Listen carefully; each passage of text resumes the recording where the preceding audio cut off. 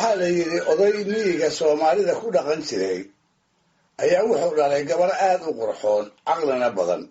iyadoo aan weli qaangaarin ayaa garaadkeeda lala ashqaraaray wixii la weydiiyaba waxay kaga jawaabi jirtay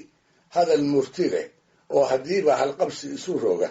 markaas baa magaceedu intuu dheeraaday bulshadii ku dhex faafay aadna loo sheeg sheegay dabadeed waxay guyaashu isdaba maraan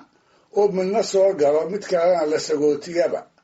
waxay cawrali gaadhay xilligii hablaha la bilcami jiray waxay noqotay guurgal xag walba ka bisil kolkaas buu nin kastaaba u hanqaltaagay oo inay afadiisa noqoto laabta gashaday si ay ugu dhasho waraso sideeda oo kale u xirrib iyo garaad badan ha yeeshee intii muddo ah ayaan taas cidina ku guulaysan sababtuna waxay ahayd gabadha aabbaheed oo ninkii ka soo doonaba ku xili jiray xoolo yarad ah oo aad u fara badan cid bixin karta ama quudhaana ay dagaanka ku yarayd rag seejar iska xoor lagama waayee ninbaa isa soo kilkilay ninbay tala kaga ibabeeshay inuu isagu noqdo kii cawrala guursaday sidaasna kaga fooray barbaartii iyo garbadowdii tirada badnayd ee u soo gogol fadhiistay asii hanan weyday muxuu yeelay bal wax dhowr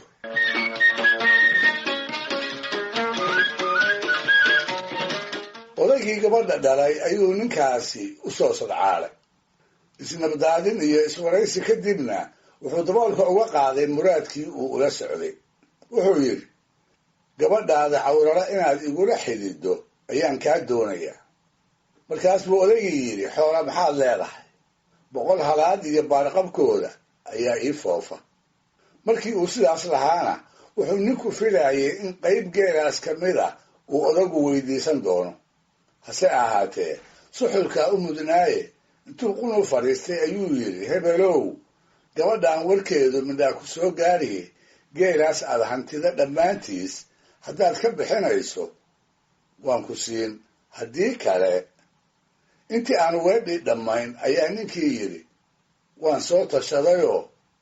geelaasi adeer waa iga bixis sidaas baa lagu heshiiyey dabadeedna geelii oo aanu nidhig iyo qurbac toona ka reeban ayuu ninkii goor subaxa intuu odaygii u soo dareeriyey xerada ugu shubay halkiibaa gabadhii loogu meheriyey halkiibuu kala dhaqaaqay isaga oo cayb fara madow ah oo bar iyo beer toona aan lagu ogeyn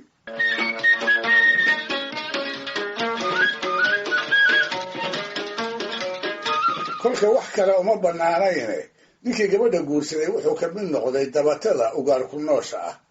caanihii geela waxaa u beddelay hilibka duurjoogta biciidka iyo cawsha deerada iyo sagaalada ayaa xoolo u noqday oo haleeladii u beddelay markaas buu u dhexayn jiray maalin ay dabinnada wax ugu dhacaan iyo maalin uu hungo kala soo laabto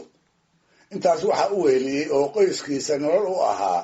midhaha xilliyada roobku da'o geedaha ka baxa sida midhacaska iyo hohobta gumashaaga iyo latiidaha dhafaruurta iyo mareerka iyo kuwa lamidka ah muddo hadduu sidaas ahaa ayaa habeenkii dambe waxaa u soo hoyday sodogiis so inuu sooro ma aha so inuu fadhiga uga kacaa dhaqanku ma ahayn muxuuse ku sooraa talaa ku caddaatay gabadhii baase inta dhaqaaqday baryadoonad u kacday waxay u tagtay qoys sida keeda oo kale dabata ah oo ay daris ahaayeen maantaasna uu dabinkoodii sagaar ugu dhacay dabadkii reerkaas lahaa ayay u sheegtay aabbaheed oo soo martiyey inuu ardaaga u jiifo isagana ay ka doonayso sagaaradii maanta dabinka ugu dhacday in hilbaheeda uu wax ka siiyo amaba uu amaahiyo wuxuu yidhi yeelay waase haddaad ii yeesho waxa aan kaa rabo haddiiba intay garatay waxa uu u jeeda ayay tidhi hawraarsan waanse degdegsanahayoo aabbahay baa nafaysane caawa goor dambe inooga dhig haddana ina kici oo iraac aad hilibka wax ka cuntide cabbaar kadib waxaa ardaagii aqalkeeda ku sheekaysanayay 3 nin waa saygeedii waa aabbaheedoo waa dabadkii ay hilbaha sagaarada ka soo amaahatay ee waxa kalena ka doonayay